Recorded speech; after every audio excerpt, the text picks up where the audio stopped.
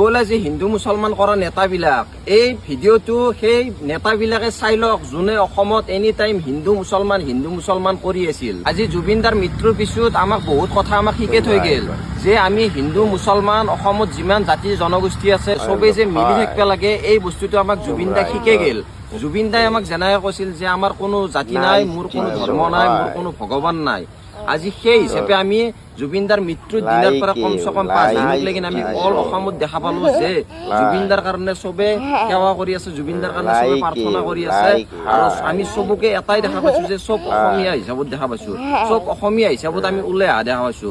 যিগিলাক নেতা মন্ত্ৰী হিন্দু মুছলমান কৰি আছিলে সেই নেতা মন্ত্ৰীখিনি ভালকে চাইলো। এখানে নহয় জানো জুবিনদাই বিচৰা অসমখন য'ত হিন্দু মুছলমান বড়ো বিহাৰী কছাৰী বেংগলী মাৰোৱাৰী চবে মিলি আছে, য'ত কোনো জাতিৰ ভেদাভেদ নাই। আৰু লাষ্টত মই চৰকাৰলৈ অনুৰোধ জনাইছো যে এনেকেই থাকিব দিয়ক আমাৰ অসমখনক, যাতে জাতিৰ নামত কোনো ধৰ্মৰ নামত ভাগ নকৰে। জুবিনদাৰ মতে আমাৰ অসমখন থাকিব দিয়ক।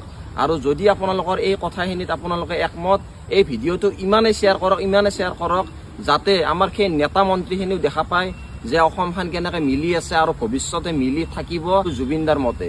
জয় জুবিনদা।